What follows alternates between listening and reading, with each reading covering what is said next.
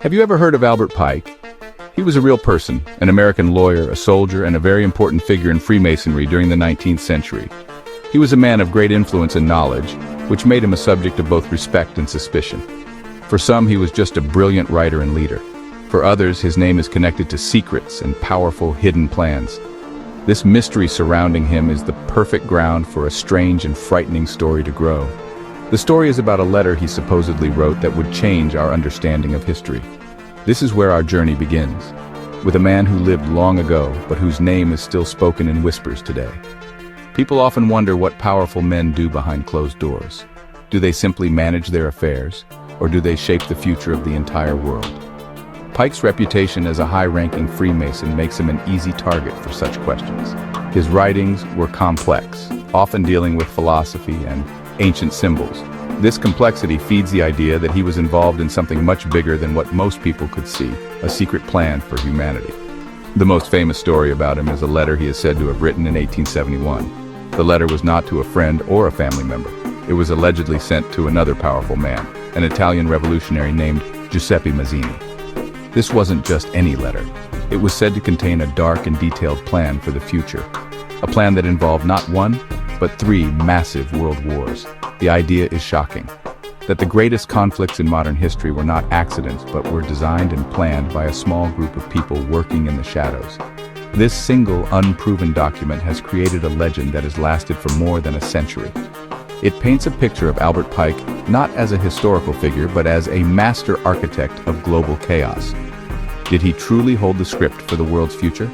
Or is his name simply attached to a myth, a story created to explain the unexplainable? As we look deeper into this tale, we must ask ourselves, what is real and what is just a story? The line between the man and the myth can become very blurry. The supposed letter from Pike to Mazzini is famous because of its terrifying predictions. It describes a plan to bring about 3 world wars, each with a specific goal. The first war, it claimed, would be created to destroy the powerful czars in Russia and turn the country into a stronghold of communism. This new power would then be used to weaken other governments and religions around the world. When you think about World War I and the rise of the Soviet Union, you can see why this part of the story makes people pause and wonder. The second war in this dark plan was said to be even more calculated. It would be started by using the differences between fascists and political Zionists. The letter supposedly predicted that this conflict would destroy Nazism and make political Zionism strong enough to create the State of Israel. Again, looking at the history of World War II, the destruction of the Nazi regime, and the subsequent founding of Israel, the alleged predictions seem eerily accurate. It feels less like a guess and more like a detailed itinerary for destruction and change. The third and final war is the most chilling part of the prophecy. This war, the letter supposedly says, will be started between the leaders of the Islamic world and the State of Israel. The conflict is designed to make them destroy each other. As they fight, other nations will be pulled into the chaos until the whole world is tired of war. The goal is complete exhaustion, physical, spiritual, and economic. This would leave humanity broken, lost, and desperate for a new way forward, a new system to believe in. After this final devastating conflict, the plan's ultimate goal would be revealed. With the old world and its religions in ruins, people would be ready for something new. The letter claims that a new world order would rise from the ashes. A single world government would be established, and it would be guided by a new faith, which the letter allegedly calls the pure doctrine of Lucifer. This final revelation, the letter says, would show the true light to humanity after centuries of darkness and confusion, creating a world united under one belief and one power. When a story is this shocking, the first thing we must do is ask for proof. Where is this letter? For decades, people have tried to find it. The story often claims the letter was kept at the British Museum Library. However, when historians and researchers have asked the library, the answer is always the same. They have no record of ever having such a letter. They have searched their catalogs and archives, but there is no trace of it. Not now, not ever. This is a major problem for anyone who believes the story is true. The story was made popular by a man named William Guy Carr in his books from the mid-20th century. He is the main source for the letter's contents. Carr claimed he learned about the letter from another person who had supposedly seen it. But this is hearsay, a story told by another story. There is no direct witness, no photograph, no academic paper that confirms its existence. Without a real physical document that we can see and study, the letter remains nothing more than a rumor, a powerful idea without a body. Furthermore, scholars who have studied the alleged text point out some very big problems with the words it uses. The letter, supposedly written in 1871, uses terms like fascism and political Zionism.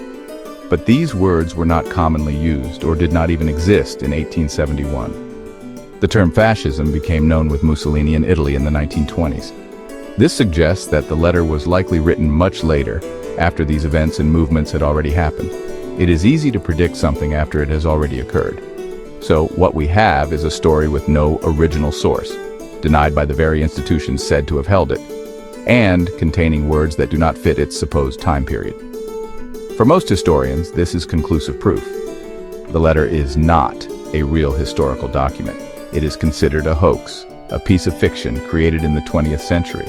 It was designed to look like a prophecy, but it was written with the benefit of hindsight, making it seem much more powerful and mysterious than it actually is. If the letter is almost certainly a fake, why do we still talk about it today? In 2025, why does this story continue to circulate on the internet and in books? The answer lies in our human need for answers. The world can be a confusing and scary place.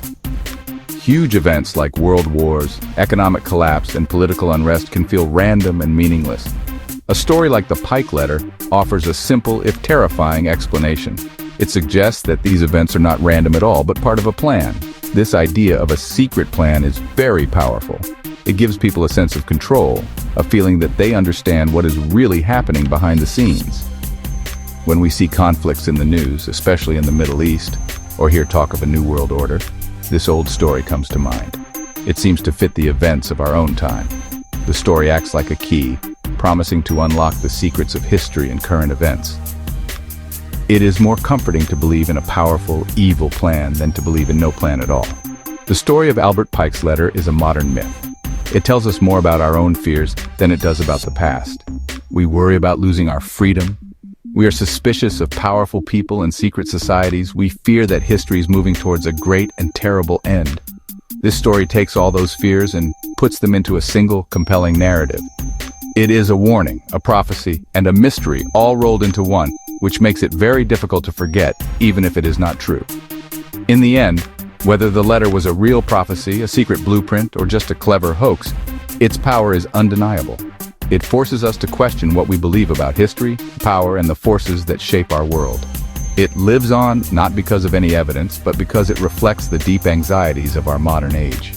The story endures because it asks a question that we are still trying to answer: who is truly in control of our destiny? And that is a question that never gets old.